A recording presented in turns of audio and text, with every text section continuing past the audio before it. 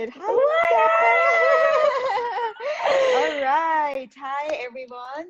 Thank you for joining. Welcome to Save the Date, your dating survival guide from Coffee Meets Bagel.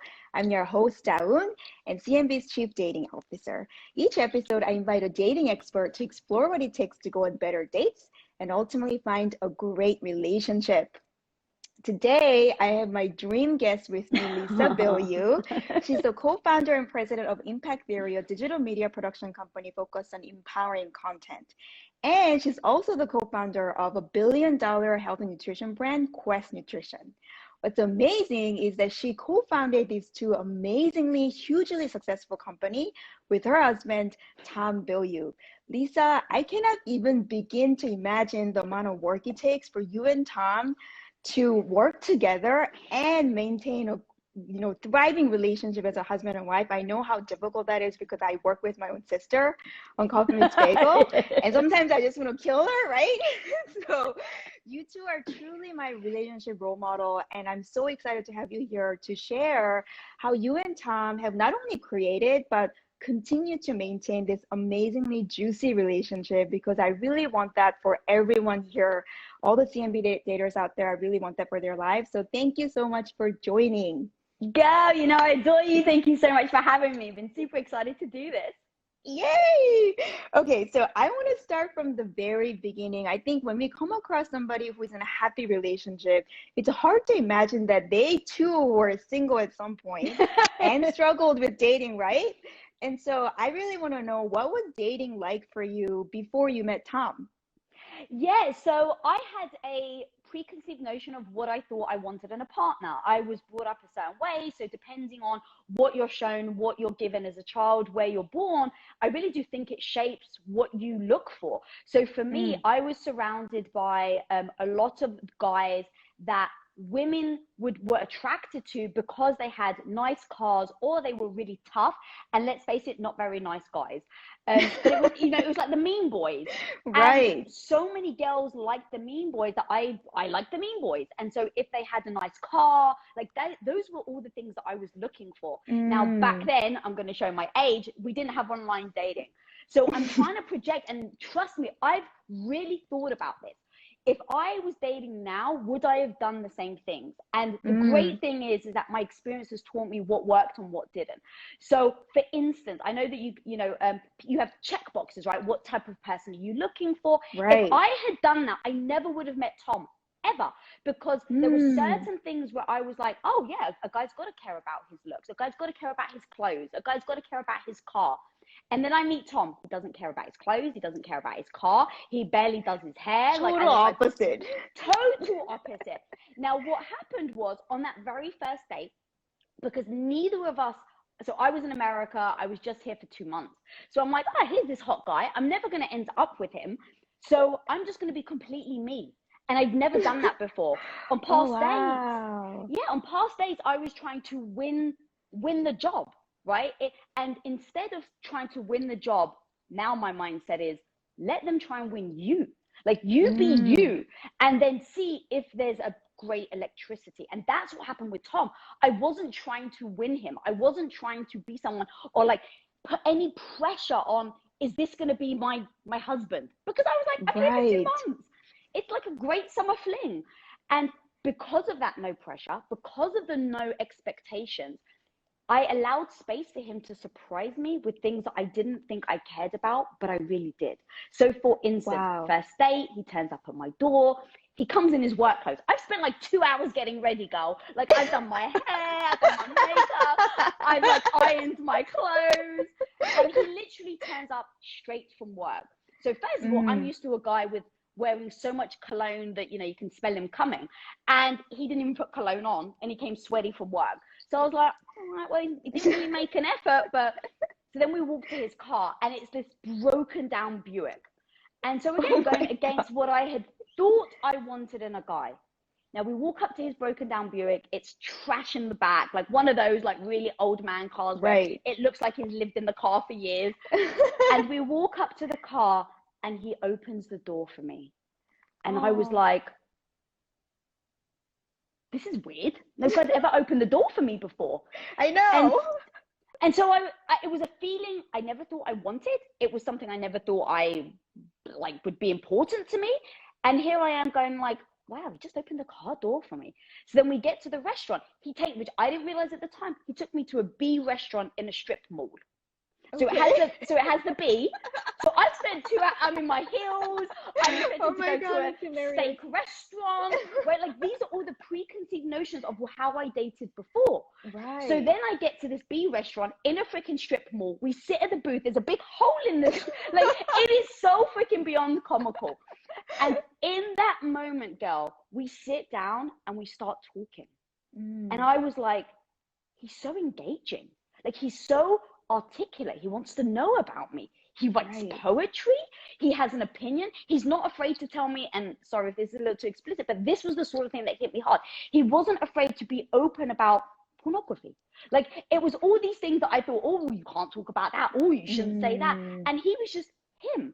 And I'm like, wow, this is like freaking hitting me on a whole different level. And when I say from that, we ended up staying up till like 4 a.m. just talking.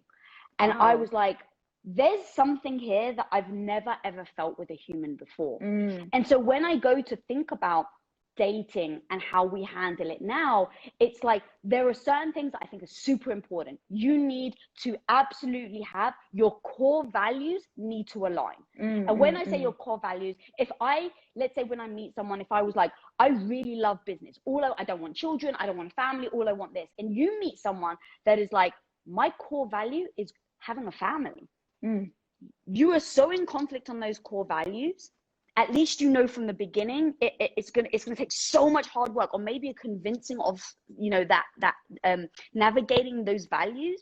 It's just you're on an uphill battle. So I would say there are certain things that are definitely fundamental that I think you should look for.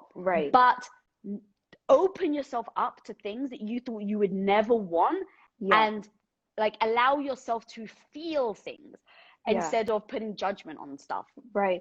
That is so incredible, because one of the things that really a lot of daters struggle with is this being open-minded about people who are beyond this checklist that we have. And I think a lot of us know that could be limiting. Okay, if I'm looking for, I don't know, like somebody who has PhD and this and that and all that stuff, like it's going to limit my pool. But sometimes it's just really hard to get outside of that box. And we also get stuck with like, you know what, I've done this, like I'm only attracted to this kind of people. Like, how do we get over that? Do you have any tips on how we can get over that? Like for you, Quint, luckily when the circumstances lined up in such a way that you didn't have an expectation, which is awesome. And how do we actually kind of create that for ourselves? Yeah, I've really thought about this. And for me, I have non-negotiables. Like I sat down and I said, what are the non-negotiables for me in a relationship? Don't ever cheat on me. That's just a very clear non-negotiable. And don't physically hit me. Like when I look at a partner and I say, what are the things that I will, even now, I've been married to my husband for 18 years. We've been together for 20. He does either of those two, I'm gone. Doesn't mean that wouldn't freaking break my heart. That doesn't mean that I wouldn't be an absolute mess. I would. But I have non-negotiables. So I would say to someone, what are your non-negotiables? Is it, I want a family. Like all I want is children. And that is a non-negotiable for me. Then I would just say, own it. Be proud that you understand and you know you're non-negotiable. That way, when you meet someone, you don't want to find yourself in a position where something of your non-negotiable is now like, well, maybe, and because what ends up happening is 10 years down the line, you start freaking resenting them for that one thing that you actually didn't stay strong with down the line. So like now it depends on what that is for you. And at the same note, it's like for me, I actually did think once upon a time my non-negotiable was children, and here I am. I'm the one that has decided not to have children. So even in your non-negotiable, right, I'm like contradicting myself on that. Like, but still, you don't know who you're going to be in 10 years. Who do you want to be in 20 years? And I think finding a partner that can communicate, that thinks like you. So Tom and I, it's not that we always agree. We are polar opposites on some things. But one thing that we do agree on is our relationship is the priority, and communication, no matter how hard it is to say something to someone, we have both agreed that saying the hard thing is a must in our relationship. Now imagine we have different values. Now imagine I have the belief of, look, I'm always going to tell you the hard thing. Even if you don't agree, I'm always going to be honest with you. And you have your partner that is so insecure, they can't hear the truth. That's a freaking collision of values. How the hell do you communicate with someone? So you have to have an agreement. You have to look for the types of people that are going to be open to communicate. And it will take time. It's not going to be a one day and then you know it all, right? It's going to be a test. Okay, when I'm honest with them about their shirt, right? Like, pick something small. It doesn't have to be dramatic, right? On the third date, if you feel like you've adopted some camaraderie with them and you're like, their shirt is hideous, and you're like, I kind of want to tell them, like, see how they handle it. Like, oh my God. And if it was me, I'd say, oh my God, you know what? You're so freaking hot, but you may want to consider the shirt. Like, I would do it in a fun way, but then see how they respond. Because if someone automatically goes, I can't believe they said that, that was so offensive, well, now you know how they're going to react down the line when you bring up something really serious in your relationship. So testing the ground, seeing what you think makes for a good relationship. And I'm not the person to tell you what is important in your relationship. I can only tell you what I have found very important in mine. Saying the hard things, even if you know you're going to hurt your partner's feelings. That's important. But coming up with a way to do it with grace. Like, I love you so much, but this thing is a problem. And then seeing how people handle things like trust, right? This is a big thing. Tell someone a little secret. This is what I would do. Tell someone a little secret. Then when you're in a big argument, do they use it against you? That just tells you who they are as a human being. So there's little things that I would do. Like, the reason why Tom and I have been able to last so long is we communicate. And there are things like, if I'm insecure about something and I tell him, he's never once, not once in 20 freaking years, has he ever used an insecurity of mine or a secret of mine in a moment when he could. He's never once used it. So I don't just say, oh, well, that's been 20 years. It's like, no, every time he's done it, he's seen an opportunity where he could, and vice versa, right? I don't do the same. So when you start to go in the dating pool and you start to date people, it's a beautiful opportunity to see how they react and own it as well, right? Okay, this person has expectations of me. Is that something I'm willing to give? Tom and I meet each other in the middle all the time. And we have very polar opposite views sometimes. So can you, on, month number 2, when you have an argument, how do you both handle it? Are you respectful? Like, these are all types of things that I would start to look for as I date someone to go, are they the one? Right. I so many things here. I want to like literally take notes down myself. Like, one is the like having, I mean, it's so clear to me. You have such a clear idea of what your non-negotiables are. And I think that's kind of like a shift from what I think a lot of daters are used to, which is like, okay, write down all the stuff that you want, like, and then it kind of ends up being a checklist. But I think one other methodology that we could use is come up with a non-negotiable and like just be really clear on it. And the rest, like, let's just be open, right? Like, that will give you opportunity to meet and make a relationship like yours and Tom possible, because if you stuck to the checklist, like, it clearly wasn't going to work, right? So that's like number one. And then, okay, so all the non-negotiables, it's all different for us, like based on our personal values. But I think some of the things that you mentioned are really, really great one. And obviously it's like working so well for you. And so things like, okay, you have to be able to say the hard things, prioritize relationship. I think those two are really important because I can see in the long run, like when you're with somebody for 10, 20 years, like you said, like, we're going to evolve and change, right? You wanted kids, but now you don't want kids. Like, those things are changing. And if you don't have those two, like, whatever happens, relationship is my priority. And whatever happens, I'm going to communicate the hard things with grace, like you said, and I'm going to learn how to do that. Like, if you know how to do those two things, I can see how even if things change, you can learn how to work, still be in love and work effectively together. So I love that. Yeah, go ahead. No, please. Okay. So the other thing is, you mentioned that, like, as you kind of go along, you're kind of collecting data, right? Like, okay, so you tell them a secret, right? I mean, not intentionally, but that's kind of what you're doing.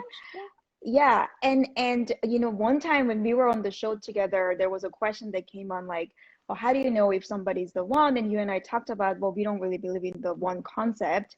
However, you do have to make a decision to stay committed to a partner, right? If a monogamous long-term relationship is what you want, you are committing yourself to a partner. And I think a lot of daters today, in today's world with dating apps, and it seems like there's a lot of options out there. And so sometimes we have a hard time committing, like, oh, well, what if there's someone out there?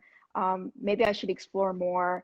And so I'm wondering at what point you kind of decided, like, you know what? No, I don't need to explore more. Yeah. It's tough.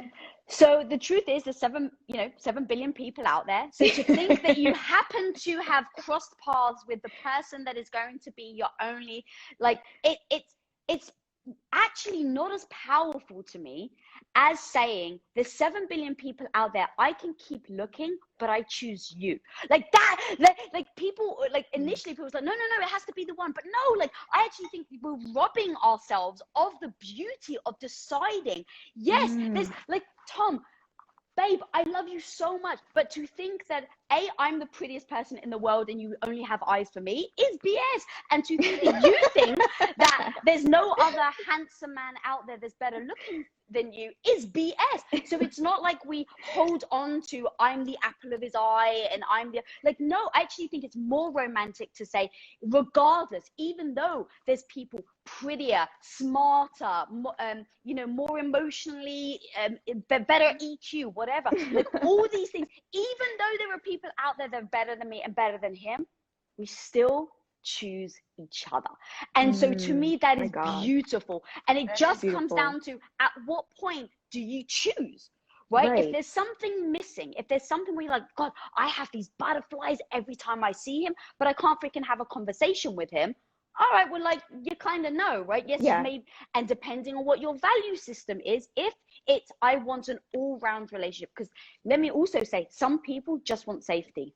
And they're like, I just want someone to be able to have, like, the butterflies is actually secondary. Cool. Like, I am not the person to judge on whatever you decide you want in a partner, but you need to know what you want in a partner, and then you need to go after it and look for it. So I think that that's super important. So with Tom, it wasn't that we had a perfect relationship in the first few months. Like, no, not at all. Like, there were issues. There were, like, he did really weird things. Like, he questioned my religious beliefs. I've never met anyone in the world to ever ask me why I believed in God.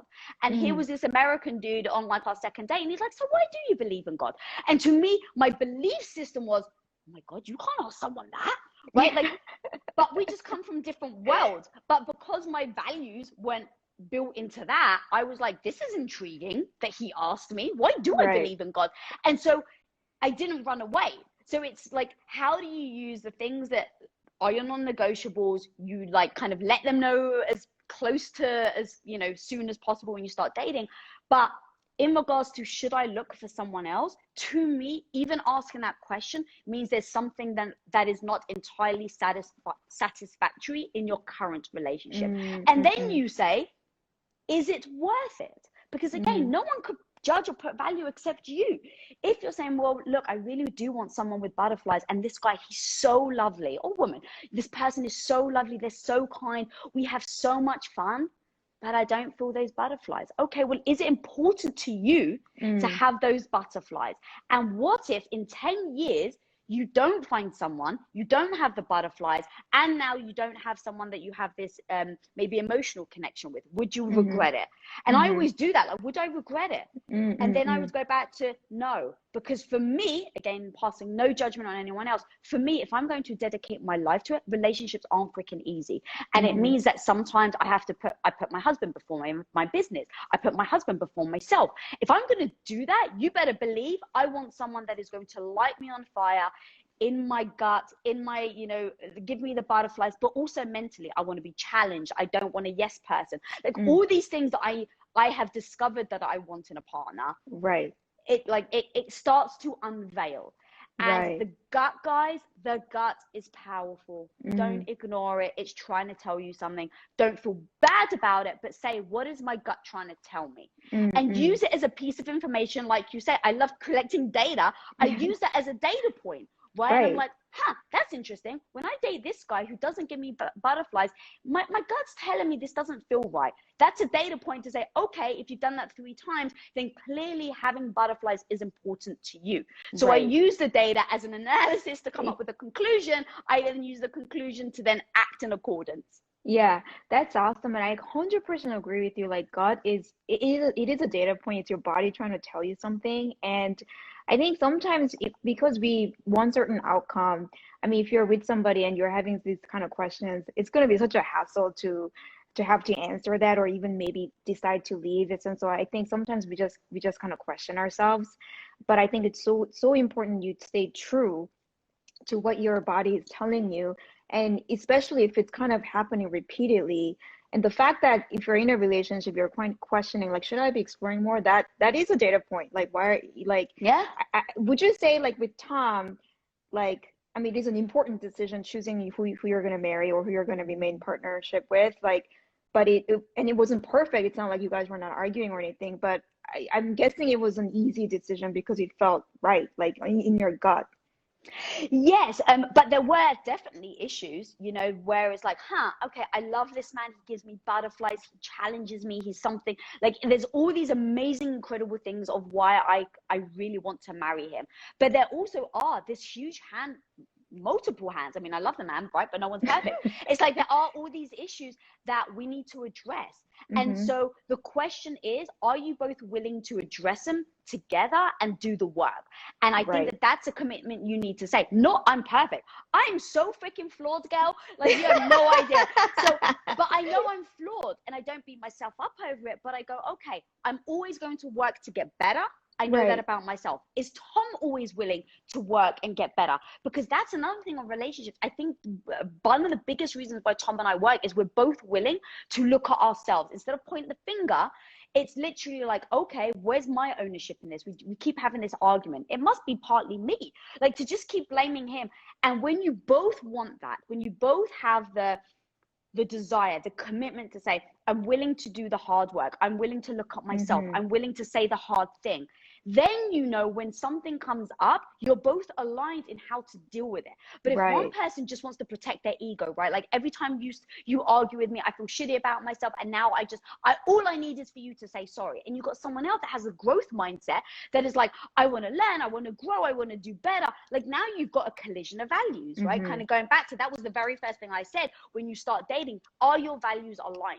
Because Right. that will come into play, because you need both parties to work on themselves as well as Right. work on the relationship. And Right. that's what Tom and I do. So when I say I was in love with him, I had all the butterflies, all of that is, honestly, it's phases. Like, if you do a brain scan, I think we actually spoke about this last time. If you do a brain scan of someone who has just met someone and is in love, it looks like, and you put next to it an actual brain scan, you put next to it someone that took cocaine. It looks I know, identical. crazy. Crazy. Now, I've been married to my husband for 18 years. I love him more today than I've ever loved him. But if you take my brain scan, it doesn't look like I've taken cocaine, right? Because it was a phase. And so that's the other thing, is understanding the phases. Because me and my husband, we want to be together until we're into our 100 years old. So what are you valuing in the other person? If all you're valuing is their looks, if all they're valuing is your looks, well, you may as well quit right now, because one day you will be a bag of bones. Mm. Period. You'll be a Hmm. bag of bones. You're going to be, if everything goes well, right? You're in your 90s and you're droopy. It's like, I really hope I get there, but I want to get there with someone that loves me more for my look, for more than just my looks. Right. Right. So Right. that's another thing. It's like, okay, well, do you both agree on that? Are you both aligned on the fact that you're going to live till you're 90 in your bag of wrinkles? If you do, then you have to enjoy each phase as you go. So getting married, that like beauty, oh my God, you're like, I got a ring on my finger, like it was like the biggest news ever. Like, but that was a phase. Now, what happens when that stops? What happens a year later, 2 years later, when now your chemicals are changing? What Right. happens when, the real shit really happens, where Yeah. it's like your partner loses their job, or your partner starts to feel really badly and goes through depression? Like, how do you show up for them? Right. Knowing who they are fundamentally, knowing that they're in it, knowing that you have agreements to always be honest and help each other no matter what, with the growth mindset, means you can keep going. But if you're Hmm. not freaking aligned, what if you, like, Like, what if Tom doesn't have a growth mindset? And the truth is that biologically, men are driven to be attracted to women around 21 years old because they're the most fertile. So it's like, I don't take that personally, but what happens if when I'm 50, right? If my husband has the mentality and he doesn't have a growth mindset, he won't understand that, I guess like maybe he'll feel guilty about looking at 21 years. I don't know, but like understanding biology, understanding how we work, understanding phases, so that, because I have noticed a lot of people hold on to a phase. And because that phase is over, they start to think, well, is there something wrong with my relationship? Yeah. But Tom and I, literally, we say these words, we're in a new phase now. Like we actually say that to each other, so that we almost agree, yes, we're in a new phase. And if someone misses something from the old phase, bring it up and go, you know what, babe, I really miss it where you would just like throw me on the sofa. All right, just freaking say it. Like, right, like they're not gonna be, no one's gonna be able to guess. But that's why I keep coming back to communication, so that you're not making a decision of your partner for life only based on emotion, because that will change 100%. Right. So you have to feel, I mean, again, not perfect, kind of going back to the question of like, how do you commit? Like, it's not a lack of issue, it's not perfection, but you have to feel confident that whatever happens, you're going to be able to navigate together through communication and the commitment and et cetera, is kind of what I'm hearing. Yeah, exactly. I actually posted something fairly recently. I can't remember the quote exactly, but it was something like, don't listen to someone saying sorry, watch their actions after the fact. And that's what it comes back to, right? When Tom and I have an argument, we break it down. We say, well, we offended each other, how we hurt each other. And there are certain words, right, that like, maybe I can't even think of something off the top of my head, but let's say Tom says a word and it triggers me. Now, that word may not trigger him, but it does me. I have to be able to articulate to him, hey, when you say this word, it triggers me. And we have to be able to communicate and work through it together and see the next time, does he use that word or not? Now, I've seen in my husband, I'm just trying to think of a word off my head, like, oh, you're stupid. He's never said that to me. Guys, he's never called me stupid. But I just want to say, imagine he called me stupid once, right? Like, you're so stupid. Like, it can be lighthearted. Now, imagine that triggers me, because one of my triggers actually is someone looking down on me. So I have said to him, babe, I know you don't mean it, but when you use this word, it makes me feel like this. Now, the next time you go to argue and he, like, maybe he goes to say it, do you see him try not to say it? Do you see him like struggling to find another word because he has heard that word hurts me? Everything comes in the action. It's not about, you hurt my feelings now. Okay, cool. If you can acknowledge that, amazing. But what are we, not just you, what are we going to do differently so that we don't end up here again? And are you willing to meet me in the middle and do the work? And you start to see that over time, girl, you start to see if someone says sorry and they keep repeating it, they're not freaking sorry. They're just saying it to make the situation feel better. Yeah, totally. And that's so important. And like, so that's the thing, is like, even if you have the romantic star and the love and the passion and stuff like that, it does need to go beyond that. And that becomes, to me, the great time in the dating phase. Like, test this stuff out, right? Like, see how they're going to react. And here's the thing, they may not do well. So you tell them, they may keep falling. Are they trying?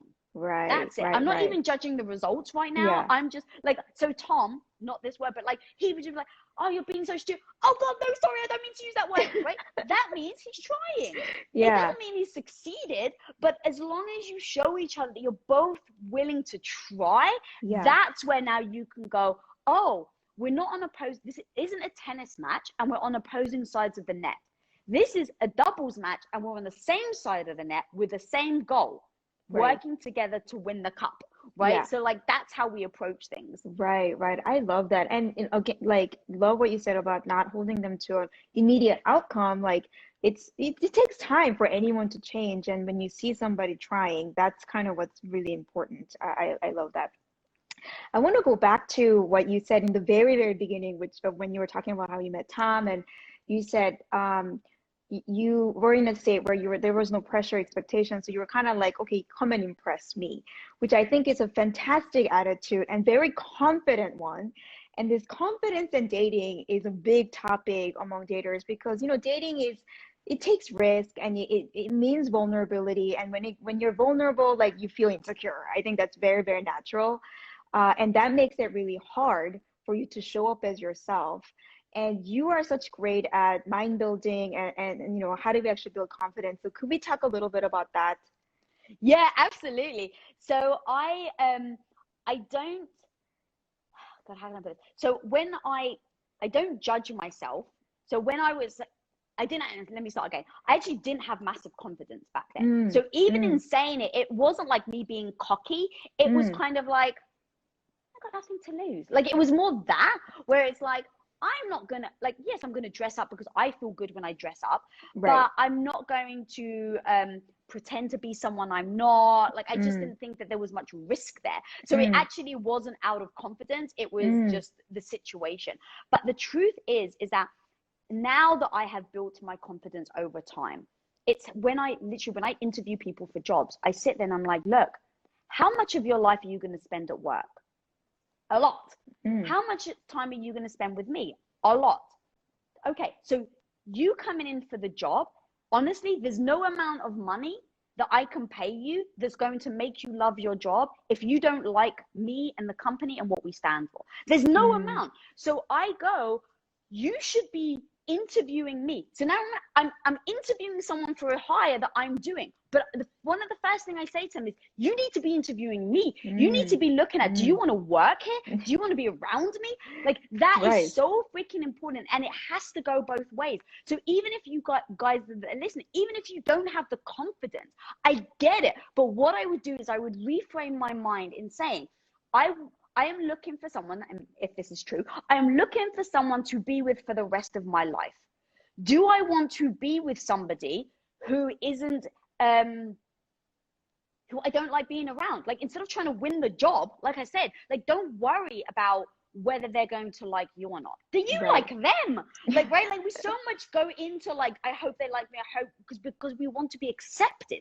And I get that. I freaking get the fact that we want to be accepted, but that's what we go into. I'm going to go into this date, and this is exactly how I was. I'm going to go into this date wanting to win the job, to be accepted. And I think it's just a shift of mindset. It doesn't, to me, it's not actually about confidence. It's about shifting that mindset and going, do I want to be around this person for the rest of my life? If that's what you're looking for in the relationship, right? And now when you go into it, anytime that you're like maybe insecure, I would just remind, like I would literally repeat it on as a mantra. And I'm all about mantras, repeating, freaking write it on a post-it note, guys, put it in your car as you're driving to the date. Like I would force myself, because if my self-confidence isn't big right now, if I'm like really lacking confidence and if I'm really nervous about things, like I would go, I know this about me. How do I overcome it? And so I would put a post-it note on my steering wheel as I'm driving to the date. And I would like, every time I come to a stoplight, I would just look down. I'm like, okay, what do I have to remind myself? What do I have to remind myself? keep it in your purse or in your pocket. And if you're starting to feel that insecurity or that confidence, excuse yourself, go to the bathroom, pull out your freaking post-it note and remind yourself that you're there to see if you want to be with them. That's how I would do it. But it wouldn't just come naturally. So I don't want people to kind of look at me and go, oh, well, it's okay for you because you're confident. It's like, no, you're missing the point. I have built things like this, little tactics, to be able to overcome the fact that I'm not confident at all. And in doing that, it has built my confidence over time. I would also listen to music. I'd be like, every time I'm feeling insecure in front of this date, I know that doesn't serve me. I know that that's not a good place to be when I'm on a date. I would be like, all right, what's your go-to song, Lisa? And I would put my song in my phone and I would literally have my headphones ready. And if in a moment I don't feel confident, whether it's getting, I would sit in my car and I would just sing my heart out, whatever song that is, like the Rocky song or whatever the song that gets you motivated, sing it and then walk into the date. Or have it ready on your phone, have your earpods ready. And if you're on the date and you're starting to feel insecure again, tell yourself, all right, I've told myself when I'm starting to feel X, Y, and Z, I'm going to excuse myself. Okay, I've excused myself. What did I tell myself I was going to do? Okay, I told myself I was going to pull out my post-it note and I told myself I'm going to listen to that song, right? Like all these little tactics I use And that is what has allowed me to build my confidence Wow. and show up. But Wow. it's steps. So Yeah. remind yourself, reframe, tell yourself that you're not looking to be accepted by them. And I understand it's way more difficult than that, but these Yeah. are little tips that hopefully people can use to actually Yeah. get over it and not let them hold them back. Right. I laughed because somebody was like, do karaoke. That's a great way. Yeah, for sure. Right? Absolutely. Yeah. Like, and in fact, maybe that's the right answer. I actually love that, right? Like maybe you choose a place where you feel more comfortable because maybe you've been there before, right? Like maybe it's like, oh, I actually feel very relaxed here. Okay, we'll go to that place. Right. Maybe it's like, hey, karaoke breaks the ice and I freaking love karaoke. Okay, now someone who's insecure is going to say, but what if they don't like karaoke? Do you want to, if karaoke is your jam, do you want to date someone that doesn't like karaoke? Like, but seriously, right? Like that was the thing with Tom. Like I love Christmas. I'm like the biggest Christmas buff. And when I Oh. told Tom, I used to get made fun of it because I'm so obsessed with Christmas, you have no idea. I actually like I've got Christmas sweatpants on because I couldn't go a day, even on this interview, without wearing something Christmassy. That's how much I love Christmas. And when I met Tom, he turned to me on that first day and he's like, yeah, I've got to admit, no one loves Christmas more than I do. And I was like, oh my God, what? And I was like, no one loves Christmas more than I do. And he's like, all right, bring it on. What you got? Like, and in that moment, I was like, I've just had Awesome. all these people my entire life. Like, I was trying to hide that part of me because I thought it was silly, even though I do love Christmas. And I've just met someone, a man who wants to challenge how much love I have for Christmas. I was like, this is right. Like those little things about, does someone make fun of you or do they like love that part Right. about you? All of these things while you're dating, you can see. And so that's when I was like, all right. My little Match made in notebook, right? Like, heaven. like he didn't make fun of the fact that I love Christmas. I told him I draw. Most people were just like, okay, cool, Yeah. don't like. He was like, wait, you draw? Show me your artwork, right? So little things like this where I'm like, I wasn't necessarily completely owning who I was, but then when I was saying little things like that, he was so embracive. Right. So that's the point. Is that That's no matter what beautiful. that little weird thing is, if it's freaking karaoke, that's even a better way to see if the date is that your type of person. Right. Because Right. someone that's, let's face it, if you've been in a relationship for a year, 2 years, and you say to your partner, I'm going to go do karaoke, and all they do is moan, make fun of it, you know, well, hang on a minute, you could have actually attested that Right. on your first date and know, okay, he's the type of person or she's the type of person that's going to make fun of me for doing this. Right. Flag. Yeah. I love, thank you so much for sharing about the fact that, you were not confident from the very beginning. I think kind of to the earlier point that I made, when we meet somebody who's like, seems so confident, it's hard to imagine that they too had a time when, and still probably do have moments where they don't feel confident. And it really, you have to make the effort to build it. It's not going to just come kind of magically appear. So I think that's a really important point for, I want the daters to know, because I know a lot of us feel insecure when it comes to dating, and there are insecure moments, and there are things that you can do, like all the stuff that you shared. You almost can think of it as a hack, right? Like post-its. Like sometimes before I went on dates, I used to actually just look at myself in the mirror and like almost talk to myself, like, wow, Dawn, you look so great. Like even if sometimes I don't feel that way, when I say it, I feel it, and eventually, and sometimes it may not work, but I think eventually kind of builds that, and you'll get there. Sometimes it just takes time, and I think it's an important point for people to know. So thank you so much for sharing that. Oh, of course. The other thing, the one unique thing about you and Tom that I really wanted to ask you about is, I know that you and Tom decided not to have kids, which you talk about a lot, which I think is great, because there's so much momentum and pressure in today's world to have kids. And I know that can be a big point of anxiety for a lot of daters out there, especially women, because they're like, oh my God, I need to have kids, and biological clock ticking and whatnot. So is there anything you could share? Well, first of all, like I would love to hear more about that decision, how you made that decision, and then also just tips you can share with those daters who are feeling the pressure to like make certain things happen by certain time because of this. Yeah. So I had the belief system. This is why I was saying earlier, like, I kind of contradicted myself because I really thought I wanted kids. Like, I was brought up Greek Orthodox, and that basically meant from the time you're 2 years old, you're being told you need to learn how to cook. You need to make sure that you're a good cook for your husband. Hey, do you know how to iron? Like, all these things, I was kind of trained as a kid. So I did want children, and I had said, like, I want 2 or 4. I don't know why, but I was like, I want 2 or 4. And Tom, when I first met him, because the first date, neither of us thought it was serious, and I asked him, oh, do you think about marriage, blah, blah. He was like, I don't really care either way, marriage, kids, whatever. Now, if I had been solid on, like, I'm dating to get married, I probably just would have dismissed him in that moment, right? Because I'm like, oh, he doesn't even know.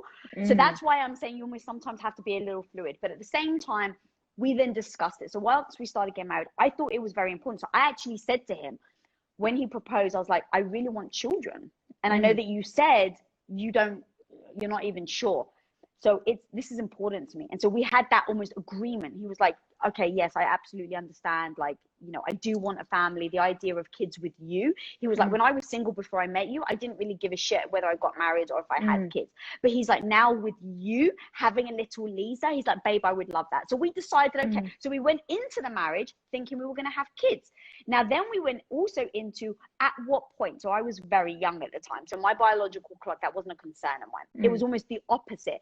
I was 22 when I got married. So it was like, oh, so Tom immediately said, and again, leave nothing to chance, leave nothing to being unsaid. Tom actually said, once we marry, I know you want children, but I want at least, I think he said 3 years of just being with my wife. He's like, I want to build a relationship with you. We're going to be living together. We're moving to America, like all these things. So we had laid all of that out before we even got married. So then after the year 3, it becomes, when are we having kids? And so we would sit down and discuss that. Now, there becomes little nuances, but it's like what I knew about Tom when I first met him, even now, he's very ambitious.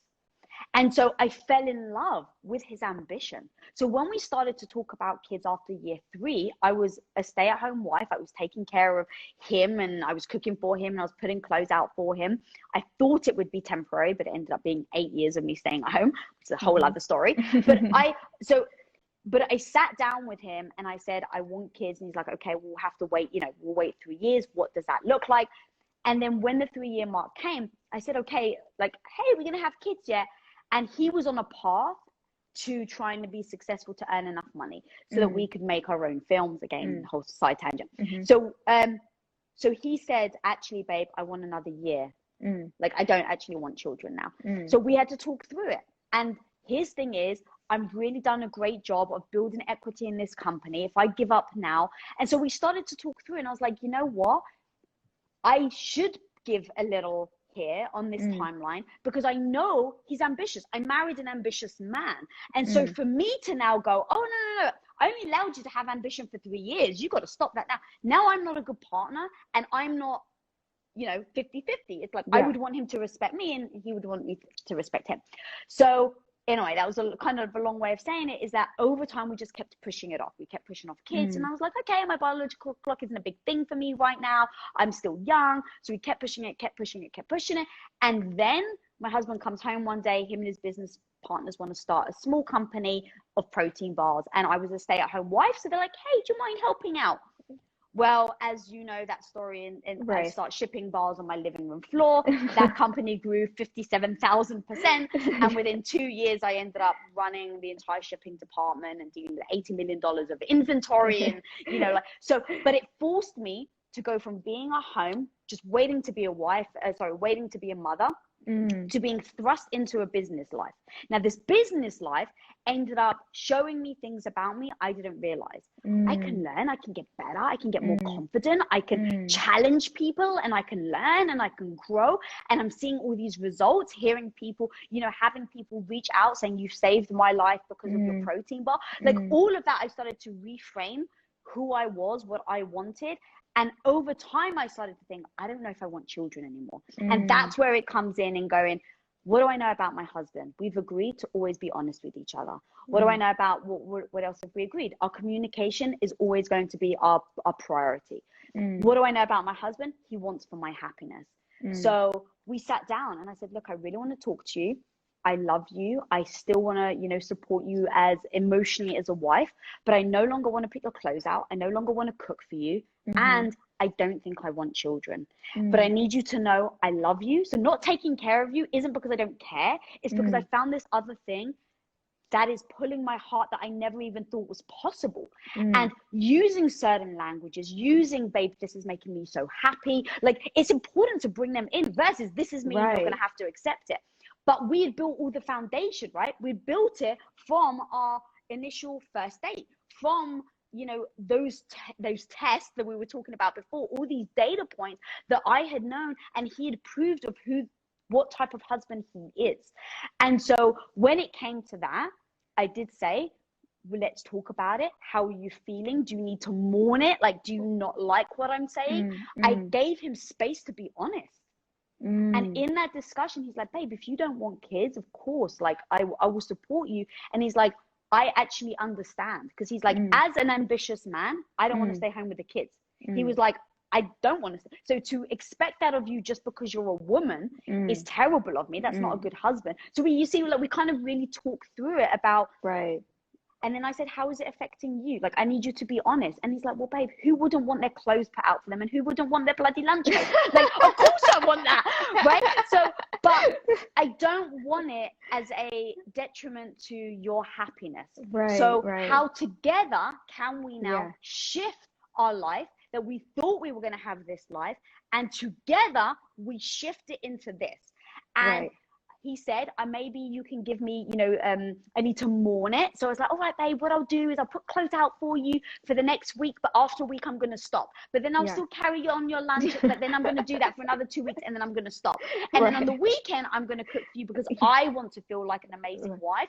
And I choose to cook for you on the weekend. And so we just came up with a plan. And so I know that was very long-winded, but the point being, communication starts from day one. Set your partner up. Don't lie. Like, I honestly, to the point, I don't lie to Tom, even to the point if I've forgotten something that's like, he asked me to put his Coke in the fridge, let's say, and he's like, do you mind doing it now because I really want it cold? So no, I don't mind. And then I forget. The fact that I forgot, I'm like, oh God, I've let him down. So I'll be like, babe, I know I'm going to own it. I didn't put your Coke in the fridge. Like, that's how silly we get sometimes.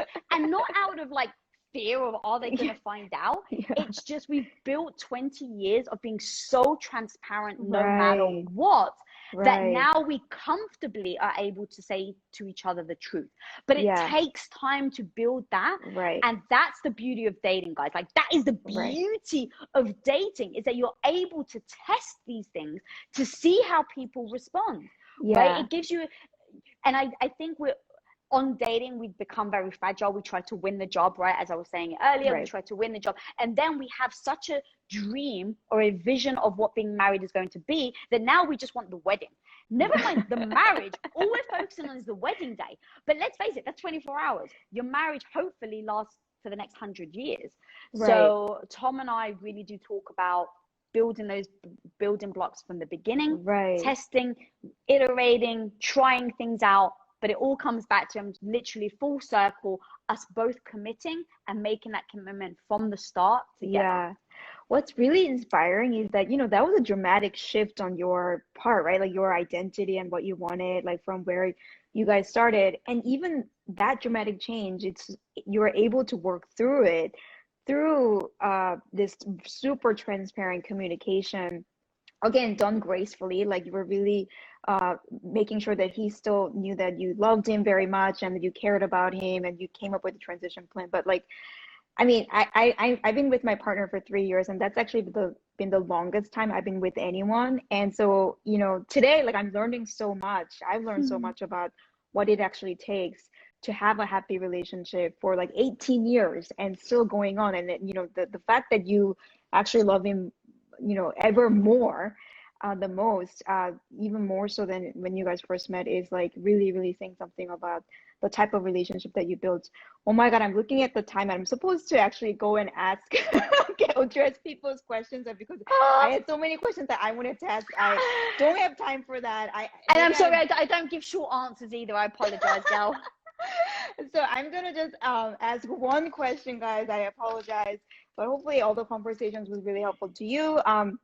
So this is a question that I collected before the show, and oh yeah, so this question I thought was really good. How do I not get emotionally attached to someone so quickly? So you and I talked about the need to really find out little by little who this person really is and build trust along the way. So that takes time, right? Dating takes time, and it's hard to take time to really get to know someone objectively when you're so emotionally attached so quickly. This is from @roro.ck. Yeah. Ooh, the question really isn't how do I not? I think the question I more have for them is why is that bad for you? Right? Like what has happened? Because clearly this is from an inexperienced person, right? I've given emotionally over too soon. And what? They abused it. They used it, you know, they took it for granted. Like, what is that thing of why you think that's bad? Because here's the thing. After Tom and I went on our first date, we barely left each other's sides. We were completely emotionally entangled in each other after that first date. So I don't necessarily think of it as a bad thing unless it has caused you harm in the past. And if it's caused you harm in the past, how has it caused you harm? Like, I'm so a person of I can't control other people. I can't control how they show up. I can control how I show up. So let's say I give it over emotionally to someone and they've abused it in a certain way. I'd go, okay, what is the signs that I can notice next time? Or say, is this something maybe I shouldn't give emotionally over too soon? That's clearly the conclusion she's come to. But I would say, like, why? What did they do in order to have abused that in the first place? Because I actually don't know if just shutting off emotionally at the beginning is a good idea. Like, that is really, it really served me in my relationship. So I don't want to give a kind of a generic answer like, no, you need to get to know them first and you need to hold back. And like, maybe, yes, you do need to hold back certain things. Like, I get it. There's certain secrets that, again, are going to come out over time because you want to give them a little, see how they respond, give them a little secret, see how they respond.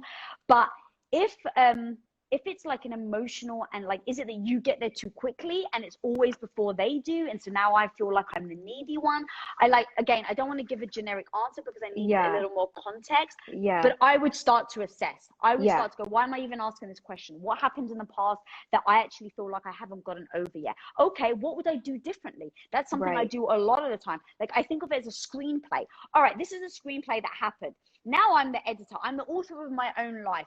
I can go in, I can type a different dialogue. What would I do differently? How would I rewrite the script next time? And I would test and I would go back into it because, again, I don't necessarily think just shutting your emotions off is the right answer. Yeah, I think that's such a great point. It really depends on you. And the fact that she or he is asking this question is, I guess, tells us like, okay, so maybe in the past, maybe they do feel like they attach themselves too fast and maybe to their own detriment. And so like assessing, like it's not necessarily a bad thing, and like making sure that it's there's no rule here, and like even if you go fast, sometimes that's good. Like you and Tom's case, I think that's a really important note.